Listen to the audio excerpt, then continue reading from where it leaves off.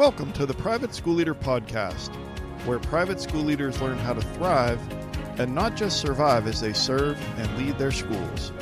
I strongly believe that it is possible to have a long and happy and fulfilling career as a private school leader. And my passion is to help you figure out exactly how to do just that right here on the Private School Leader Podcast. And I'm your host, Mark Minkus. So whether you live in the country or in the city, it really doesn't matter. I think that probably everyone listening to this podcast has seen a shepherd at work.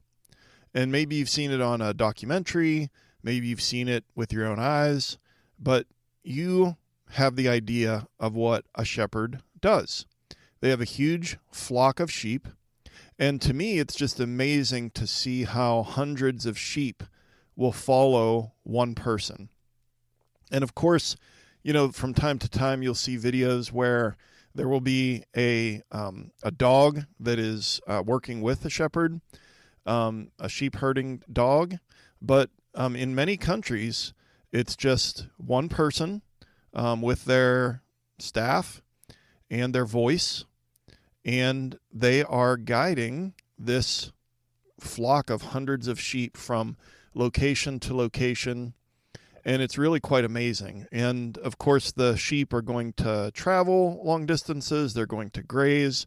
The shepherd's going to help them avoid dangers, and all of the different things that we, with our limited exposure to what a shepherd does, I think it's pretty spectacular. But recently, I've really been struck by how similar the role of a shepherd is to being a successful leader at a private school. And so on today's episode of the Private School Leader Podcast, we are going to consider 6 leadership lessons from a shepherd. And before we get into today's topic, I want to give you a free gift to say thank you for listening to the podcast. And I've created a free guide called 5 Strategies to Help You Work with Difficult Parents. And we know that working with parents is part of the job, and that most of our parents are actually great, but some of them can be very demanding and emotional and difficult. And this guide will give you the tools you need to build better relationships and have better meetings with the difficult parents at your school.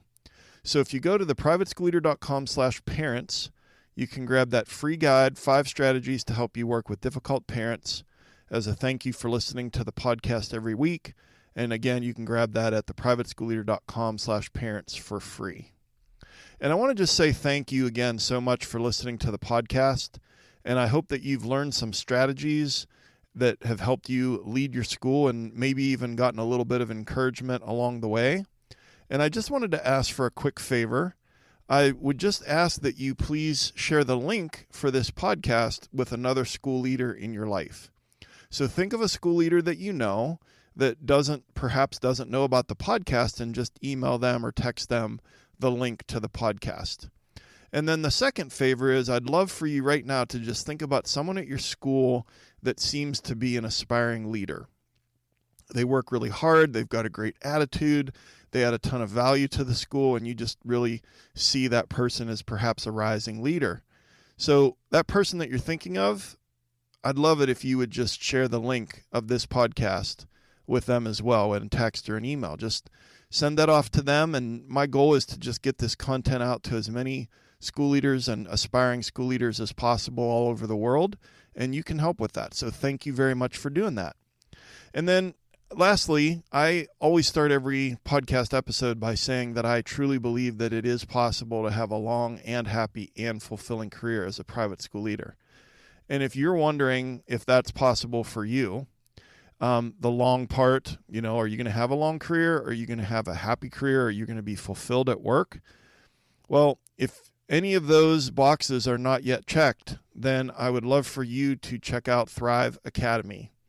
And it's an online digital course that I've created that teaches you how to have a long and happy and fulfilling career as a private school leader. And we talk about identity and core values and best practices for private school leaders in time management and productivity, and how to have work-life blend with boundaries, how to energize your relationships, how to lead effectively. All that is in Thrive Academy. And so if that's intriguing to you, check it out at theprivateschoolleader.com/thrive. And again, more about Thrive Academy at theprivateschoolleader.com/thrive. All right. So what my goal is for today is to share with you the 6 leadership lessons from a shepherd, and to take these main things that we all know that shepherds do and break them down then into applying them to your life, your role as a private school leader. And I think there are some really valuable lessons that we can learn. And so here we go. The 6 leadership lessons from a shepherd. Number 1, guiding with vision. Number 2, protecting the flock. Number 3, servant leadership. Number 4, individualized knowledge and attention. Number 5, adaptability. And number 6, patience. So with this episode, if you can just kind of let this sink in and then, just check in with yourself as far as your leadership. And I really believe that some of these things that the shepherds do, that they can help us be more effective in leading our schools. So let's start with number 1, guiding with vision. And there's a quote by Leroy Imes, and he says, "A leader is one who sees more than others see, who sees farther than others see, and who sees before others see." And so that's really our role as a leader, is to see before others see, to see farther. But I want you to think about what sheep are doing. So when they're out in the field, just with their anatomy and with the fact that they need to eat a lot of grass during the day to satisfy their need, they're looking down. They're looking down at the grass and they're eating. They're not, up on a ladder looking off onto the horizon. They're looking down and they're eating. And so they're really, really relying on that shepherd. And so a shepherd knows the destination and then leads the flock towards that destination. And so just like that, you are, as a school leader, the one with the clear vision, and then you're going to guide the team and the leadership team, the teachers, the staff, the students. You're the one guiding them towards that clear vision. You're the one that enters the destination on the philosophical and visionary GPS for your school or for your division. And then you're going to guide them and help them get there. And so how do you go about doing that? Well, the first thing is, if you don't have a clear vision, is to develop it and then communicate it constantly and clearly. And you might say, well, our school has a mission statement, but let's just be real and take a look at that mission statement. And also, if you have a vision statement, how long has it been since that was written? Is it still accurate? Is it inspirational? Is it aspirational? Is it actionable? Or is it just a lot of, really interesting words that are kind of thrown together in a colorful way? And also, I'm a big believer in having a vision statement for your division. So, for example, I'm currently for the last 12, 13 years, I've been leading intermediate school and middle school at my school.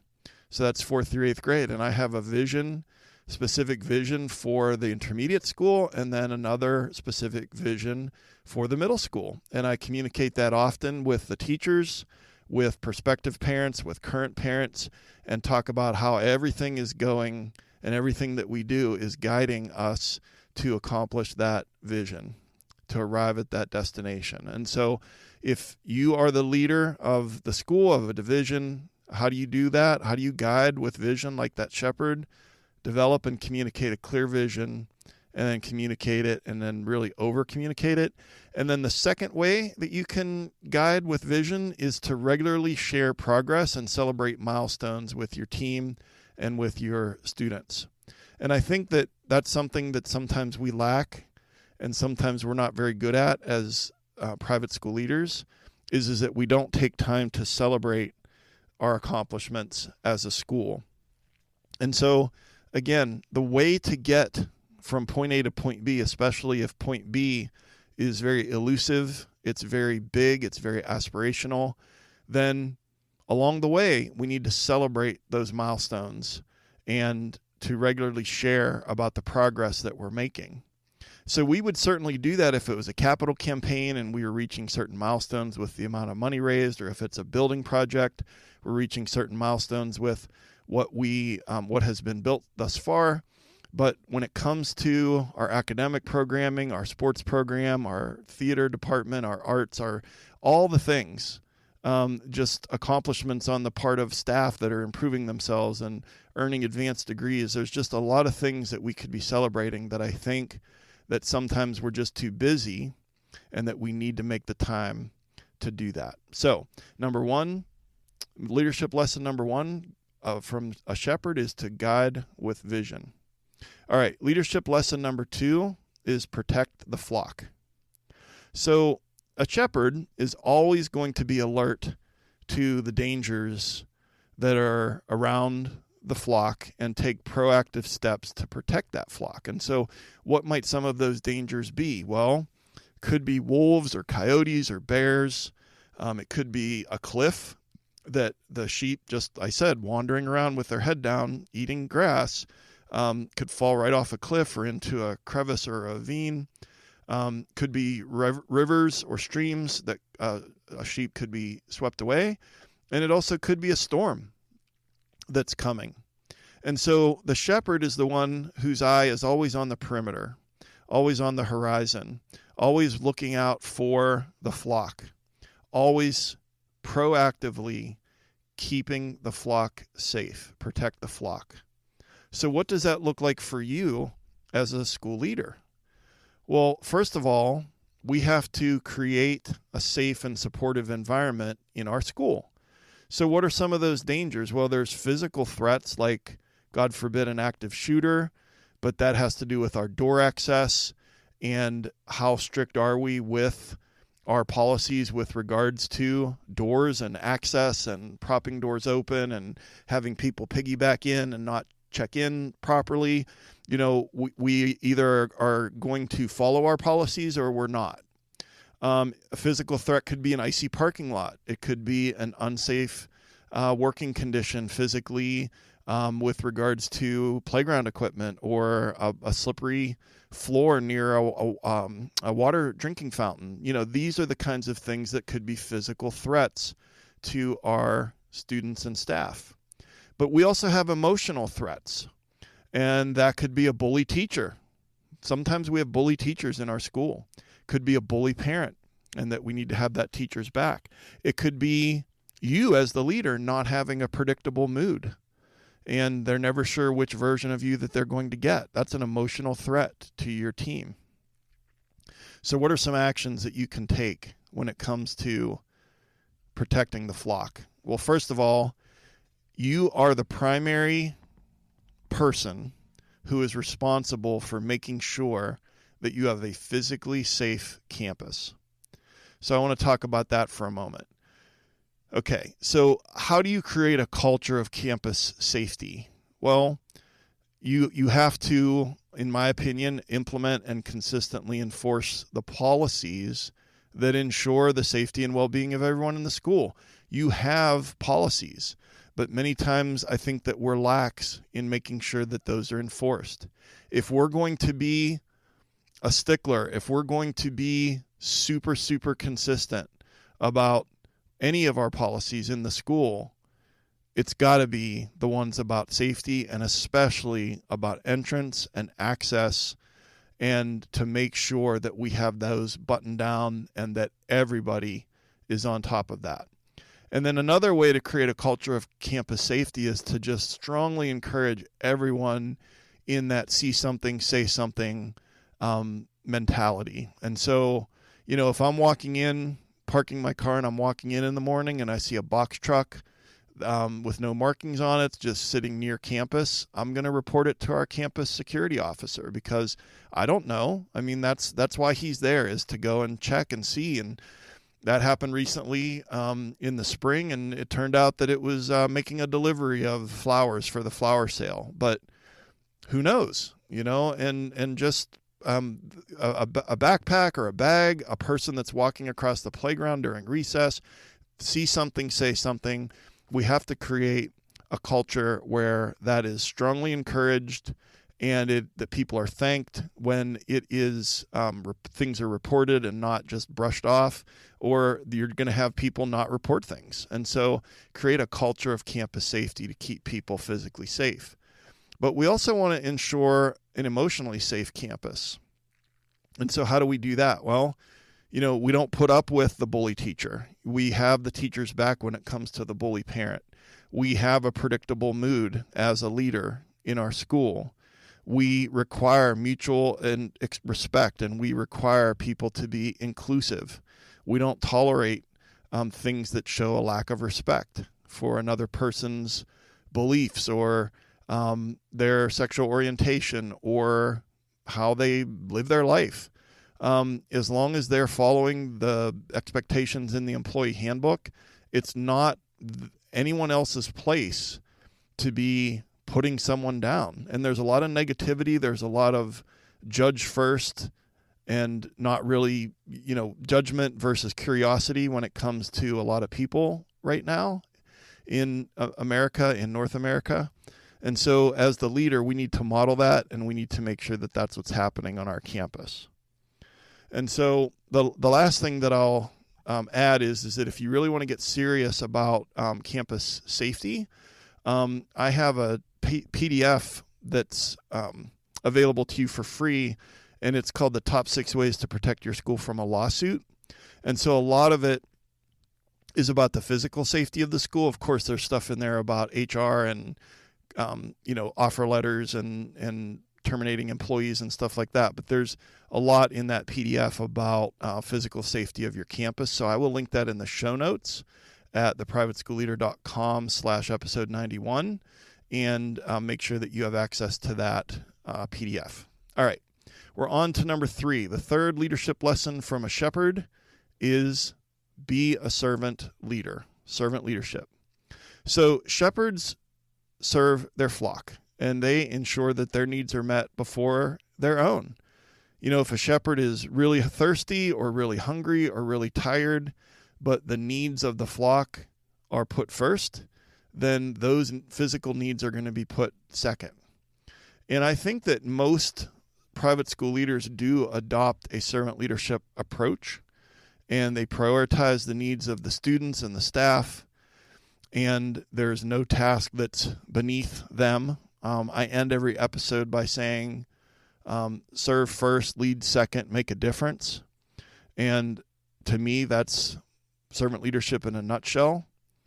Shepherds lead from the front, and they set an example for the flock, and they guide the flock, but sometimes they lead from the back. They're getting their hands dirty, they're down in there, and they're doing the work that needs to be done. And I really believe that it's our responsibility to model the kind of behavior that we wish to see in our teachers and in our students. And so when it comes to actionable items, what can you do to be a servant leader, to learn more about servant leadership?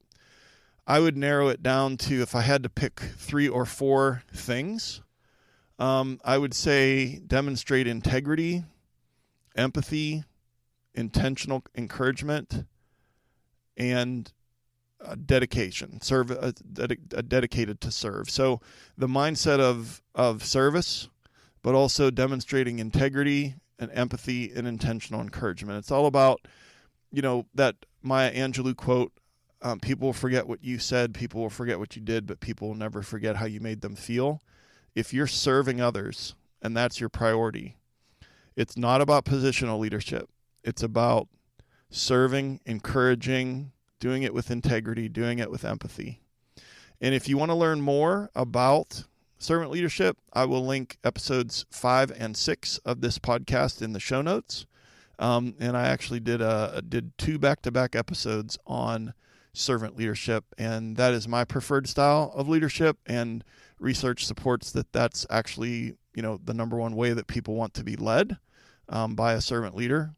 And so you can learn more about that, and I will link that in the show notes at theprivateschoolleader.com/episode 91. All right, we're halfway there. So We're talking about the 6 leadership lessons from a shepherd. Number 1, guiding with vision. Number 2, protecting the flock. Number 3, practice servant leadership. And number 4, individualized knowledge and attention. So shepherds know their sheep individually, and they very much cater to their unique needs. So for example, they know which of the sheep is most likely to fall behind and to get lost because they're not keeping up or paying attention to the flock as it moves.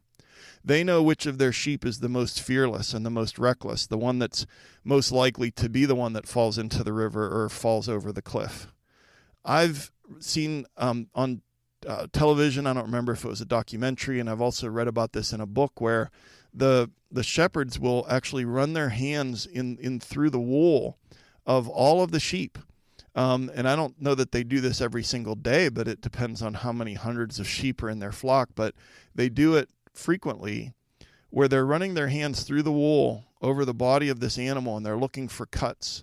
They're looking for infection. They're looking for signs of any kind of disease, or maybe an animal that would have bitten them, or other things that could be problematic for that sheep.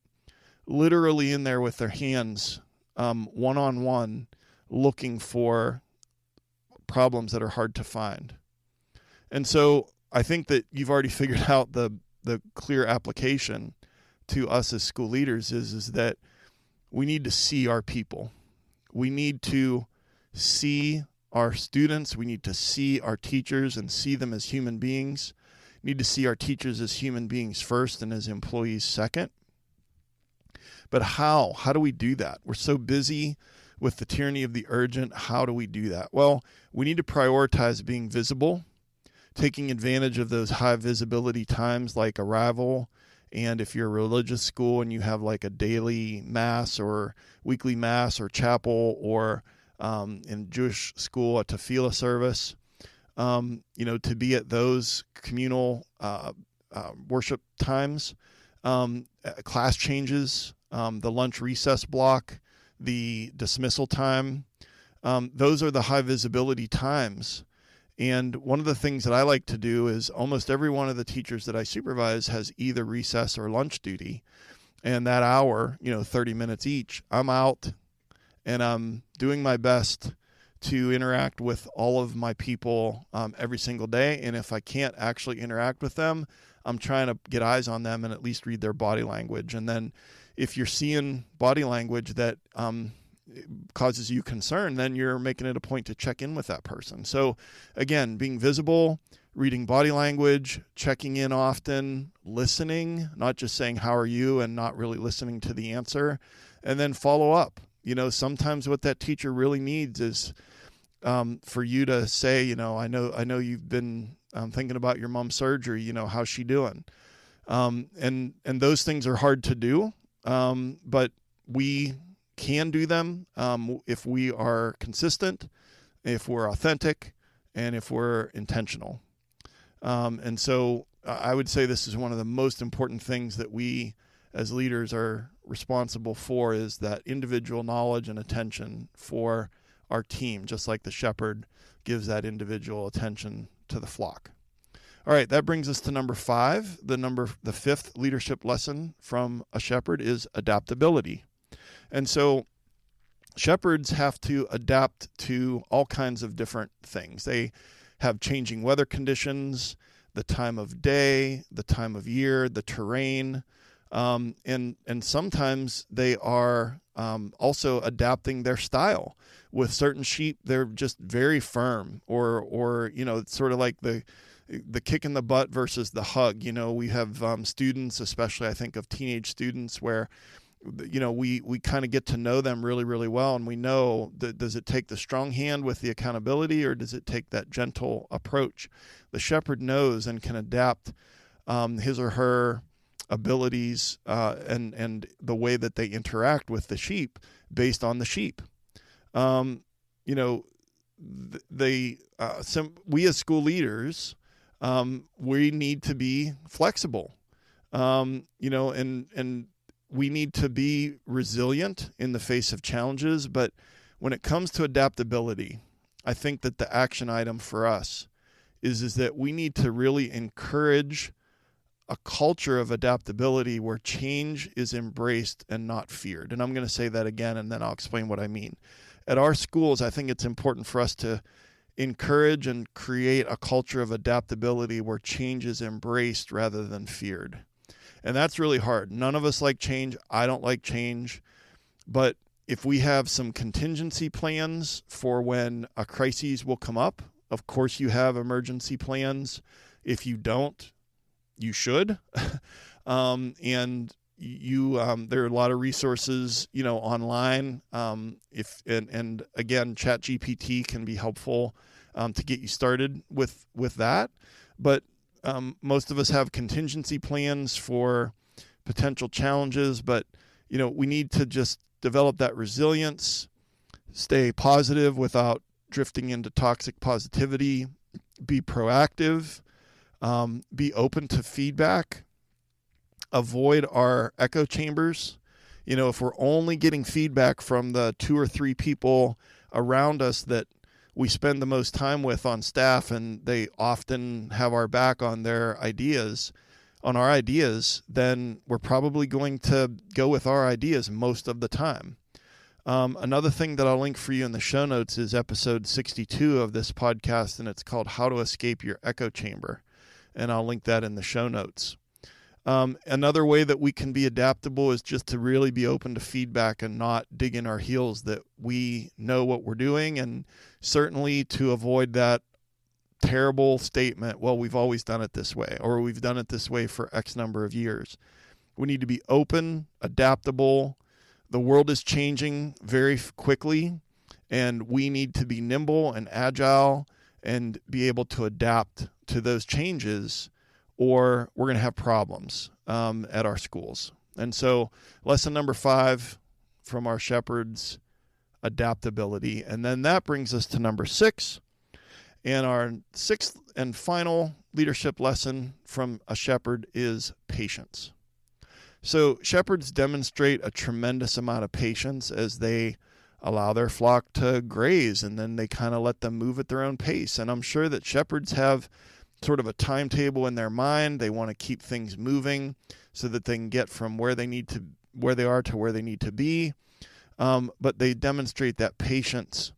And also they demonstrate patience for the individuality among the sheep. And, you might not think about that when you're talking about animals, but it's certainly true. They all have a different personality. I mentioned before about the ones that are distracted easily, that get lost, the ones that are reckless, the ones that are really, really kind of your ADHD kind of sheep. The shepherd has patience with the differences among the flock. And as leaders in our schools, we need patience in buckets and buckets and buckets.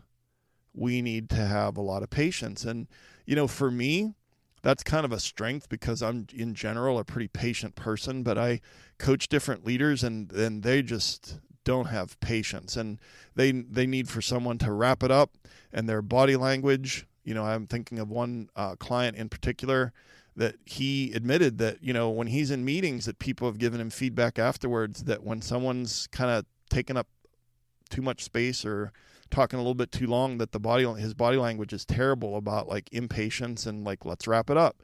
And I'm not saying that everyone should just be able to talk for hours, but my point is that as the leader, we need to demonstrate patience, even if it's difficult for us to do, because we have to model that and because we're the leader. And so I think that it's important for us to have patience with novice teachers, to know that growth and change, they take time.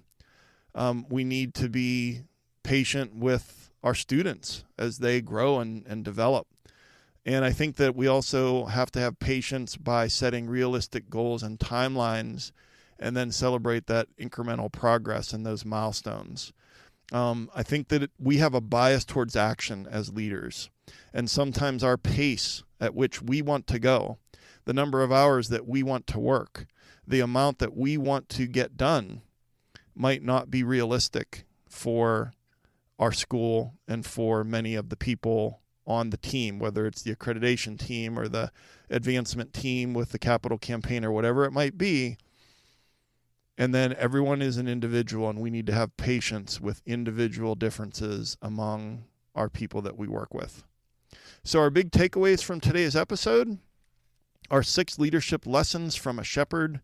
Number 1, guiding with vision. Number 2, protecting the flock. Number 3, servant leadership. Number 4, individualized knowledge and attention. Number 5, adaptability. And number 6, patience.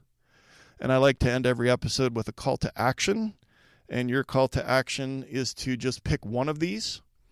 Maybe the one that you think needs the most work for you. And to just consider some of the things we talked about today. And then take one action. What is one thing that you can do to improve in this area? And then do that thing.